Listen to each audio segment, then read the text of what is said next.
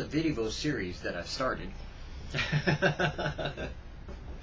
And believe me, if there's a topic or a thought that I had, or that God inspired me with, then sure enough I'd go, VidDevo it! And I'd start a VidDevo Grace, VidDevo something, VidDevo whatever. This one is interesting, is that this was one of the few times that God actually woke me up and said, VidDevo Grace, or VidDevoGospel, and told me to do one. And it was like, oh wow, I guess God wants the gospel. Oh sure, there's lots of people out there, preaching the gospel and talking about this religious thing or that religious thing, but you see, when God woke me up, He wasn't really kind of looking for another, Billy Graham or a Greg Laurie or, some great preacher or teacher. He kind of wanted somebody that was going to get, just bluntly, brass tacks, where the rubber meets the road, to get real, to tell you just bluntly, where it's at. I mean, I'm sure you don't want to waste your time, and frankly, I don't want to waste my time, and I don't want either one of us to waste either one of our time. So, really, if you're not interested in the gospel, go away. Bluntly. Because, you see, when I'm hungry, I eat. That may sound a little obvious to you, but I could be dieting and choose not to eat, so I pass up on the food. If I was starving, then I would jump on that food and scarf it, down it, because I wanted it, and I was hungry, and it was to the point of dying, so to speak. So, if I was that hungry, of course I'd want it. Matter of fact, good as this pizza tastes, if I was starving, man, this would be right up my alley. Same's true about when you're thirsty.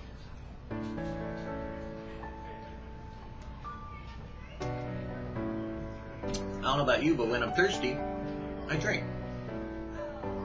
You get something to drink because you have that kind of thirst, you feel like you're dry inside or you've got cotton mouth, so if you're like me, you grab a Pepsi first, drink water later. If you're not like me, well, then you probably drink healthy and, do all the right things, And, cool. That's good for you. I'm happy for you. But you see, each one of us have learned or adapted our own body types and body styles, to a style of living that we're comfortable with. Me personally,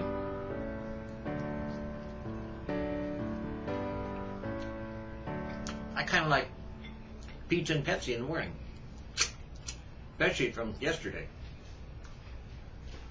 because put a bunch of salt on it and I love it. The salt makes me thirsty and it enhances the flavor of the pizza. And Pepsi, man, it just takes out all the hot air or gas that I get from the pizza, obviously, and helps chew it up.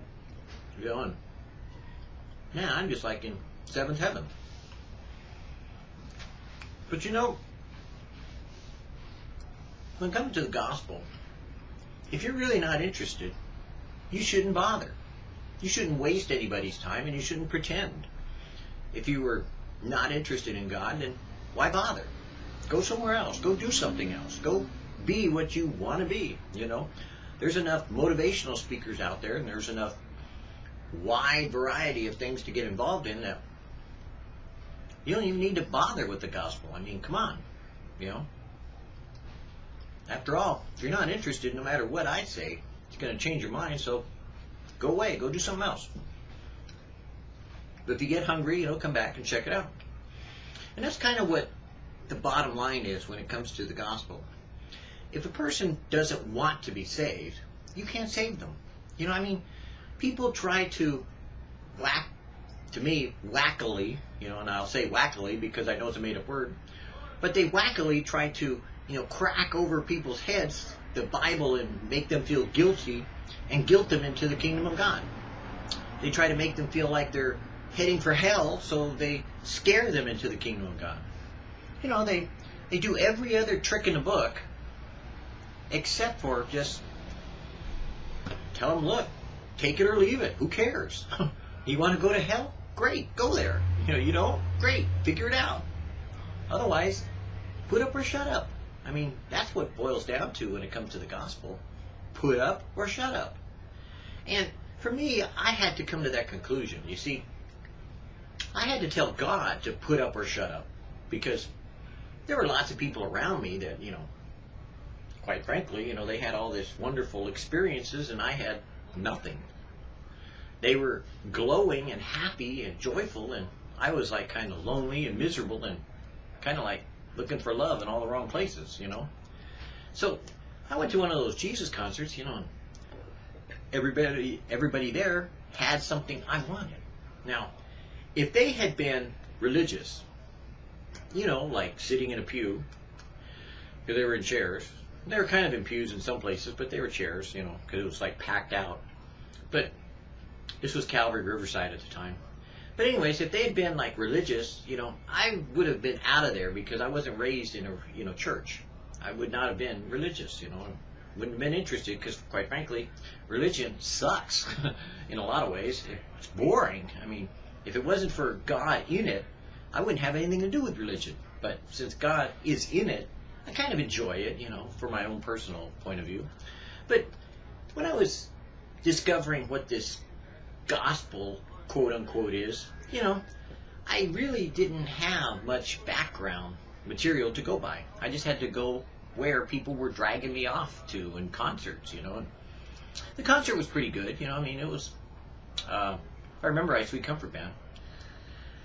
And it was great, you know. I mean, Greg was up there and, you know, still had some hair.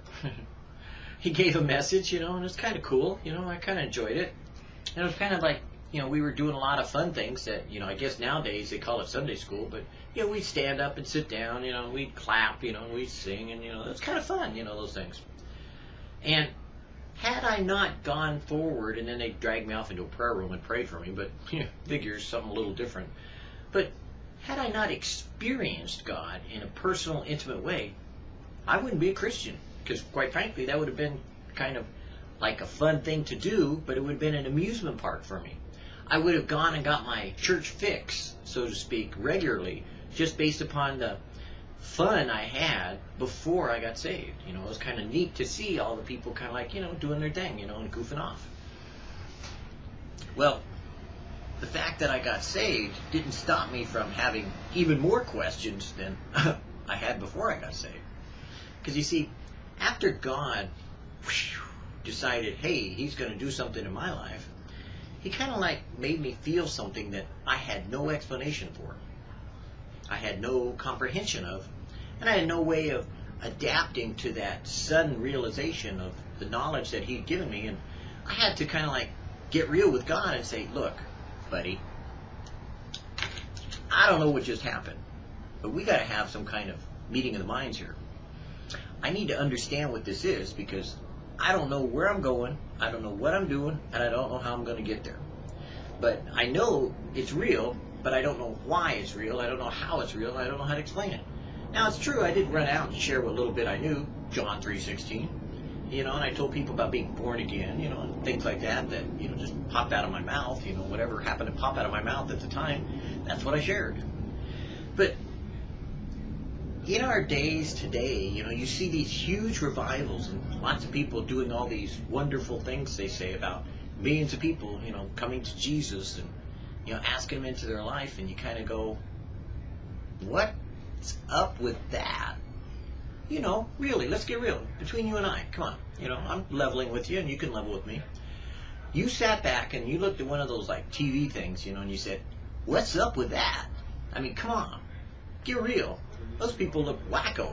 I mean, they're doing all this weird stuff, you know, they go forward and they say some prayer and then suddenly they're changed. I don't think so. Well, let me be honest with you. You're right. They're not.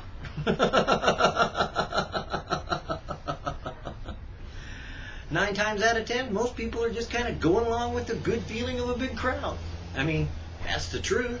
Don't you want to know the truth? Well, that's kind of why I'm sharing this, It's talking about what's real and what's not real, A lot of times people get caught up in emotional responses, like in a rock concert. I mean, come on now. You've been to a rock concert, or maybe you've been to a country western concert. I don't know.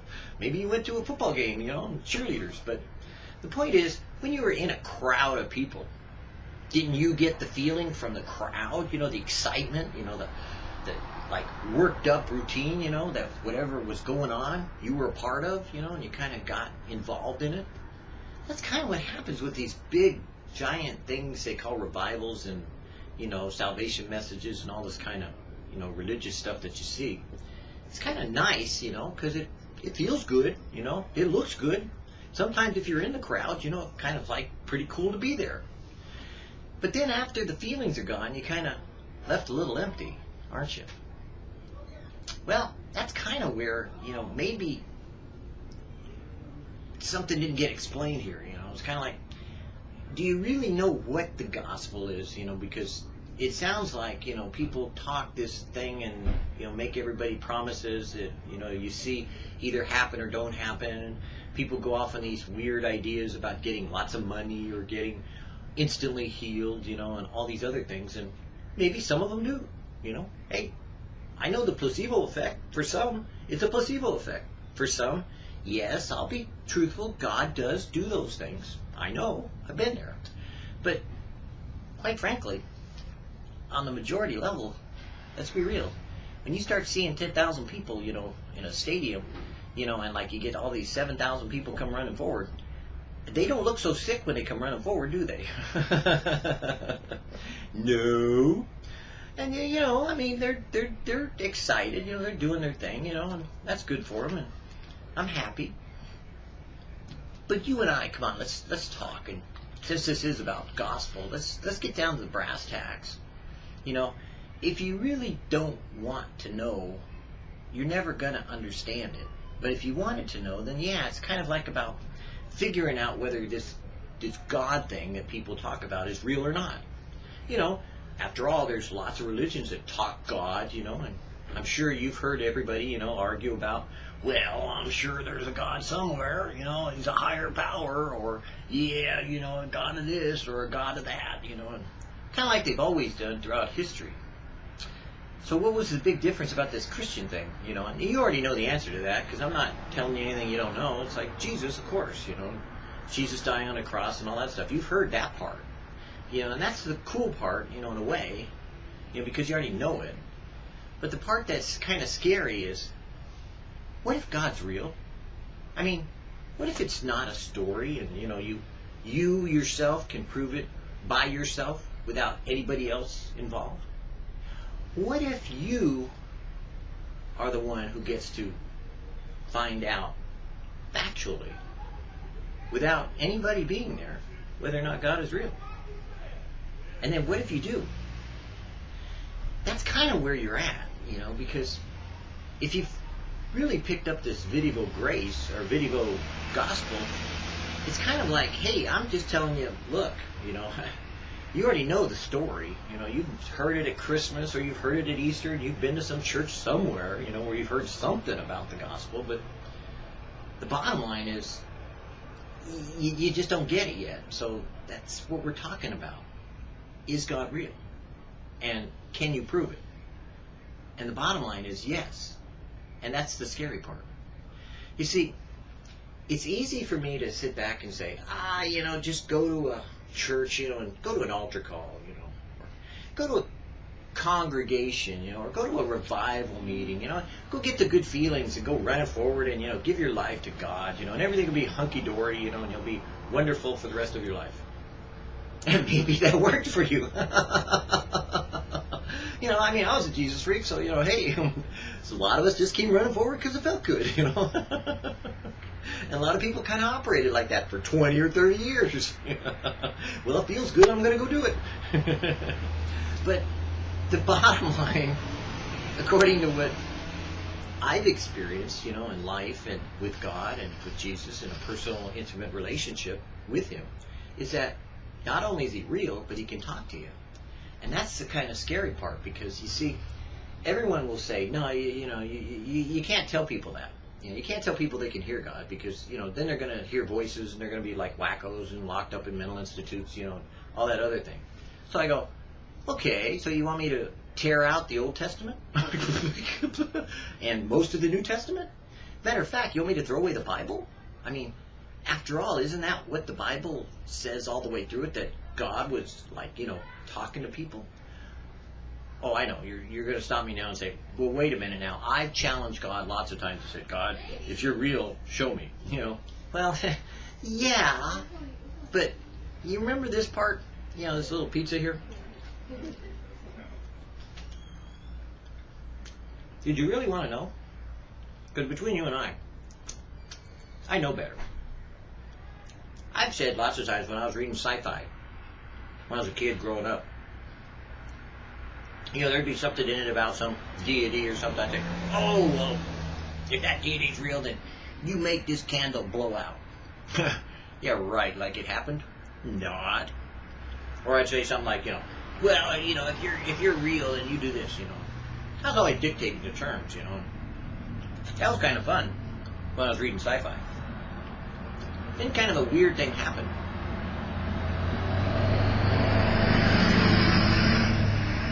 When I started reading the Bible, I started seeing things that were happening in my life exactly the way it was written. And I went, ooh, that's weird. But I kind of wrote that off as being like, hey, that could be some like, kismet kind of nirvana, kind of like, whoa thing, like, whoa, that's awesome, dude. But when I finally started arguing, getting real, down to the, nitty gritty, and saying, okay, God, now I want to know, what's the bottom line here? And quite frankly, he started telling me, bottom line is you're going to hell. And I went, oh. And it was kind of like a silence. And then God spoke to me and said, but you don't have to. And I went, oh. And then he said, there is a place for you in my kingdom. And I went, cool. Because at the time I was all into kingdoms, and it was like, yeah, that's kind of neat, I was kind of like, wow, there is? Really? Cool. I like that. It's kind of like, cool. I'm going to be in the kingdom. What am I going to be, a knight? Obviously, no. But, at the time it was kind of a neat idea.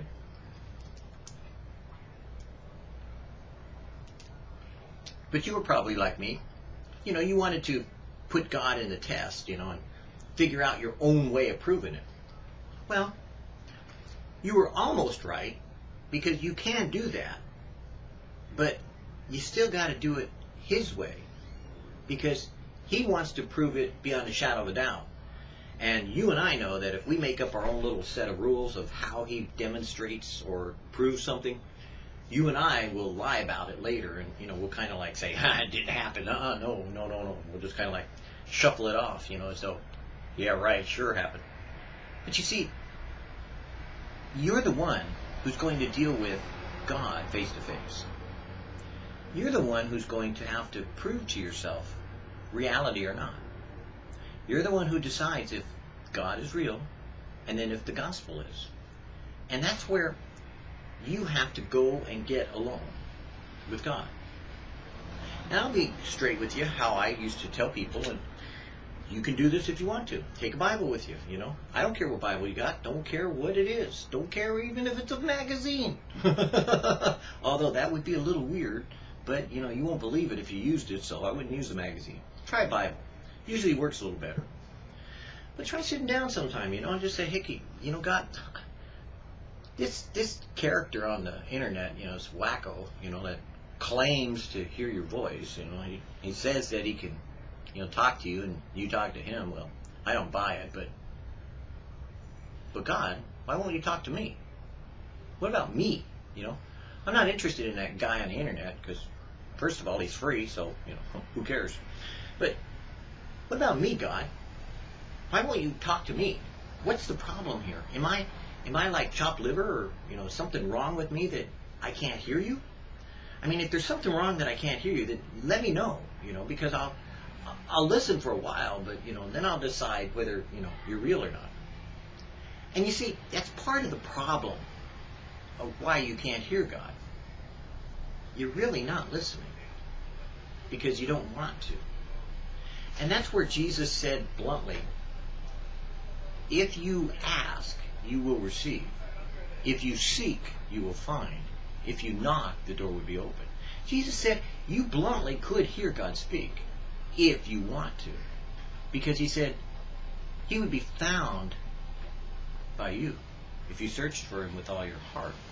And a lot of people say, oh, well, that sounds good. That's kind of one of those, like, yeah, right. You just want my money, and you want to give me this and get me into church and, all that.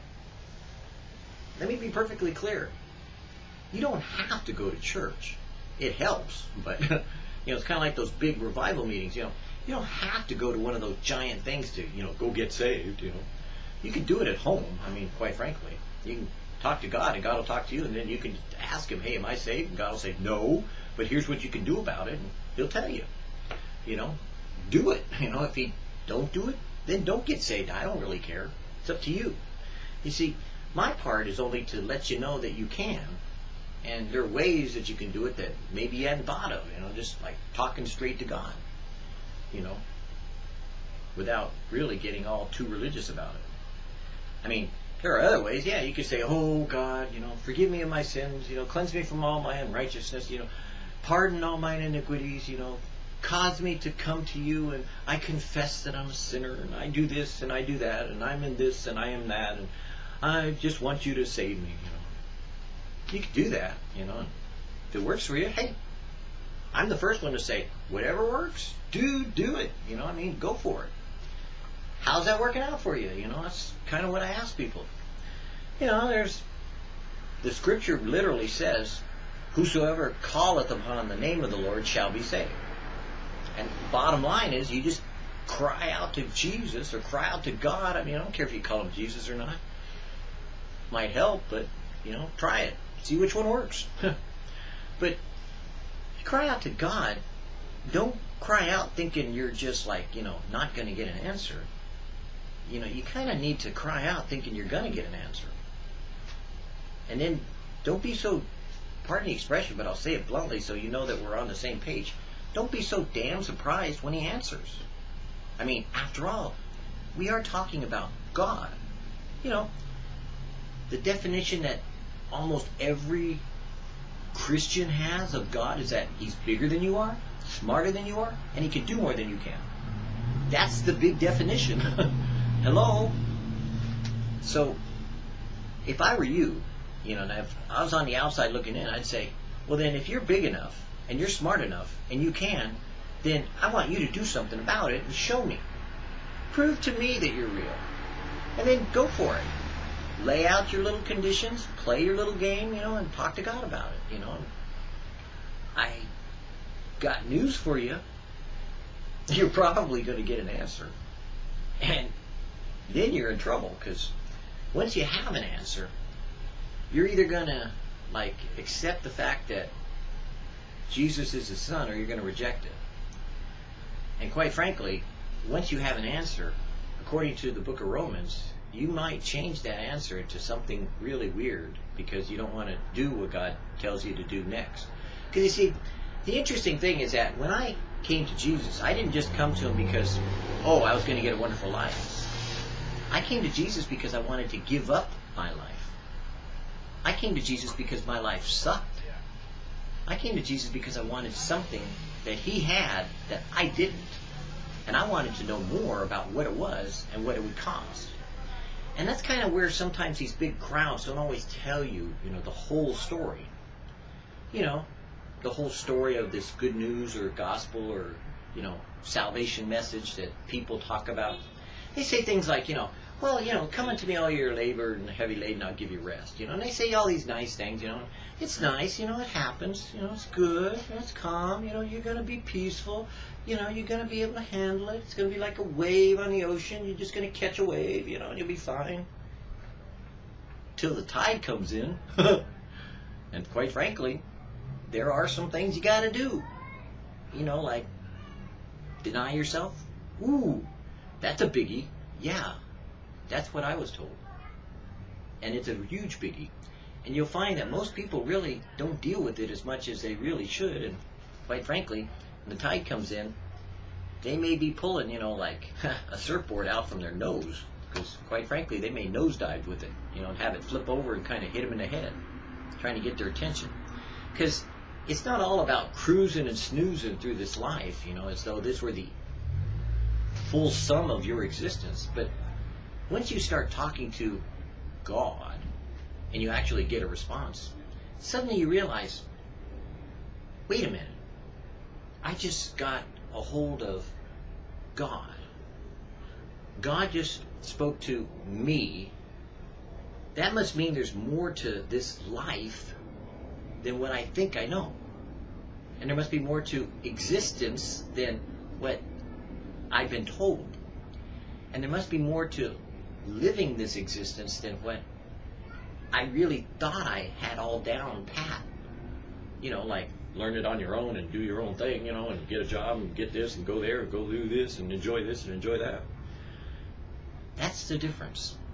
You see, when you finally decide that you want to know, God will speak to you. But until you finally really care to know, you're not going to hear a damn thing He has to say. You know why? Because bluntly, you don't want to. You've had it your way. You've been doing your own thing, been enjoying it, you've been partying, you've been getting away with it, and you kind of like it. And if you do, go for it, dude. It's going to put you in hell, but hey, if that's what you want, go there. I mean, since you don't know and you don't want to know, that's what you're going to go. That's the way it works. But I wasn't real happy with that idea because I didn't like somebody being in charge of me, even though I kind of figured out that, well, if He made me, then I guess He could wipe me out if He wanted to. I didn't like that idea. So I kind of figured out what the boundaries were, like how far could I go down this road, grace? How much selfishness can I get away with? How much sin can I do? Where are the boundaries at? What really is the benefit and what really is the cost? And what can I kind of negotiate here? Of course, that meant that I had to have a relationship with God. That meant that I had to start negotiating with, quite frankly, God. And the only way I could was when I started talking to Him and He started talking to me. And I began to realize, man, He knows me. He's got me cold. I mean, God bluntly told me everything I ever needed to know about myself very quickly in very short-term words, and didn't take much time at all to figure that one out. That He knew me better than I knew me. And the weird thing was that He kind of, once I started this kind of investigative, challenge to find out, is God real? He introduced me to His Son, and I kind of never really got that Jesus thing down completely. I'd watch the movies, and I'd always talk about it, but I always felt like I was closer to the Father than Jesus. But gradually I got to know Jesus, and as I did, it seemed different but the same, and it's kind of like when those Christians talk about, 3 in 1 and all that stuff, Trinity. Well, there's Father, Son, and Spirit, and it's, a little confusing, I'm sure, but guess what? You don't know everything when you start a job, so guess what? You don't know everything when you start a new life. And that's kind of what you're doing if you really want to know what the gospel's about. It's kind of like figuring out that this whole thing that they were talking about spiritual, and spirituality, it's true. You really are dead spiritually. You don't really have much of a life because you're just living carnally. You're living in your flesh. And if that's all you want, dude, if you just want to kind of like kick it, and just kind of cruise along thinking that you're, hotty-toddy until one day you get old and you go, I've been looking around in my life, and man, this ain't all it's cracked up to be. I think about that time you're going to figure out, kind of like I am, that pizza's good, but I'm getting hungry for something more. I'm about ready to eat some steak. You know, prime rib, maybe T-bone. Kind of like porterhouse. But if you offered me a glass of milk, I'd probably throw it at you.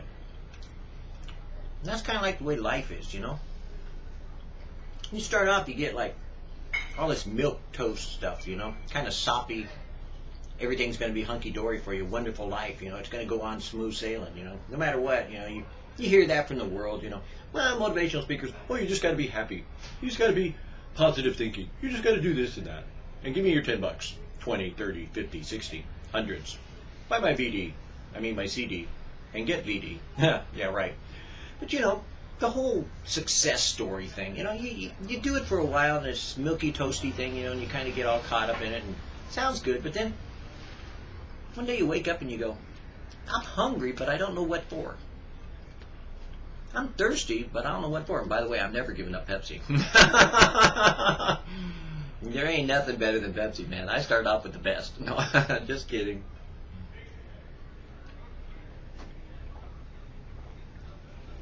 But seriously, you know, if you're at your life and you're cruising it, you know, and you're content with where you're at, then ignore the gospel.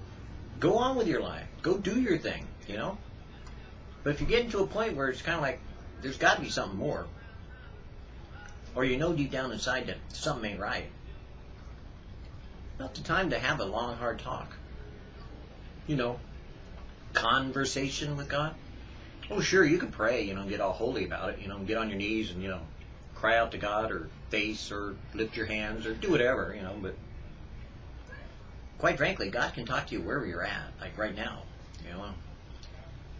If you're not content, if you want something more, when you're ready, you know, when you think you have the end of your rope, you know, some of you, you know, you might have been past ready, you know, it's kind of like suddenly, like I said, that those waves you thought you were cruising on suddenly turned into, you know, like a 20 or 30 foot, you know, killer wave that just threw you for a loop, you know, and now you broke your back and you're not surfing anymore. Then it's kind of a reality check. And that's kind of what death does. It kind of makes you think about it, you know, and pain really drives you to the knees of suffering and makes you kind of go, is there more? It's kind of what I call just simply, hey, you go live your life. Sooner or later, those things are going to happen to you. They will. I guarantee it. Life is going to change no matter how good you think you got it or how bad you think you got it. It's going to change one way or another. It's either going to get worse or better, or something's going to change about it, but one way or another it's going to change. If it works out for you, cool. If you think you got it together, great. If you think everything's hunky-dory, fine. Go for it.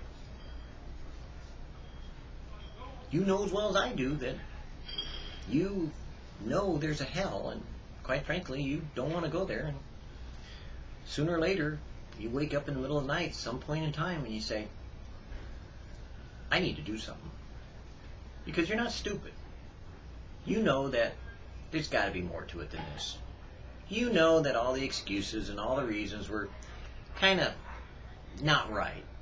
And you know if you read it, you know, like parts of the Bible, you know, like where Jesus was talking, the Jesus part made sense. Now maybe I'll go with you for a minute. You know, maybe the church doesn't make sense to you. You know, and really, you don't have to go to church in order to find God or talk to Him. You don't have to go to church to find Jesus, you know, to put it bluntly. But you kind of got to, sooner or later, deal with the subject of heaven and hell. And when you deal with that subject, I think you know as well as I do, it ain't working out for you. Matter of fact, the odds are stacked against you. Most people will admit, yeah, they may have a wrong idea about hell. You know, some of them thinking they're going to party down there, but they know that they deserve it. And that's kind of where you figure into your decision-making process. Do you really want to go for it? do your own thing, live your own life, have it your way? Or do you want to talk to God and find out there's something different? A better way?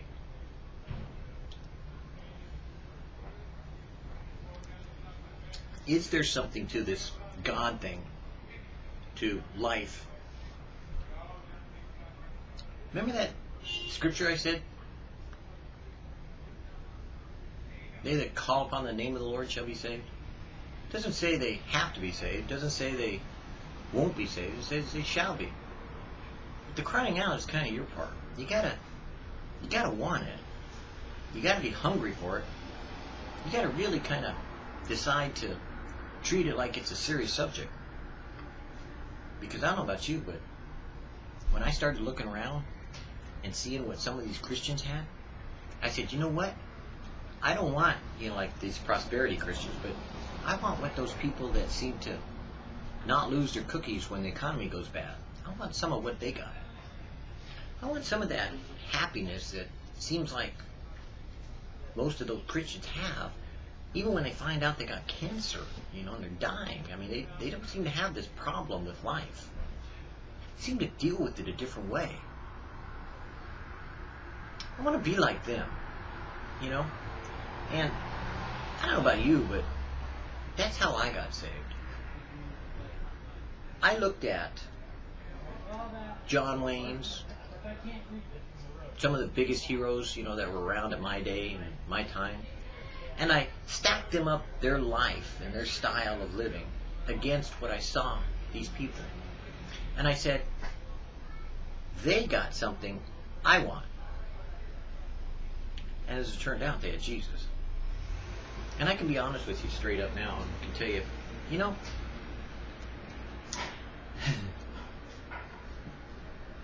I got Jesus. I got Jesus. That's all I know. I got Jesus. He's got me. More than that, it's kind of like, well, you figure it out. He's got me. I got him. We got to get out of here, because quite frankly, the world's falling apart, so we got to get out of this place, and God's going to take me someplace else. And ain't going to be here. Thank God. Because in case you hadn't noticed, things are really kind of messed up. And I just look around and say, that's not the way I would do it. And God says, that's not the way I do it either. So he's going to do a makeover, and it's going to kind of like destroy most of the world, kind of like wipe out what men and women and people have done to it, kind of start over, for about 1,000 years to kind of like give you an idea of what it's supposed to look like, And I'd love to tell you that you could wait to see it then, but ain't gonna happen. You see, right now you get to decide whether you get into that kingdom or you get to kind of kick it out here and die in your sin, die in your own foolishness. Die in your stupidity, partying, and doing your thing. But maybe, just maybe, if you're like me, once you've tasted Pepsi or the Lord, once you've experienced how good God is, I mean really, once you know there is a God, and I'm telling you, straight up, you'll never go back. You'll never go back. You may try it out and check it, see if like the old style is still there. You'll see it's still there. But once you've crossed over, once you know that God is real, once God has done things in your life, talked to you, worked in your life, and walked with you, adjusted your understanding and helped you to comprehend that He is love, man, I tell you, ain't nothing like it. You'll never be the same. The truth is, you won't want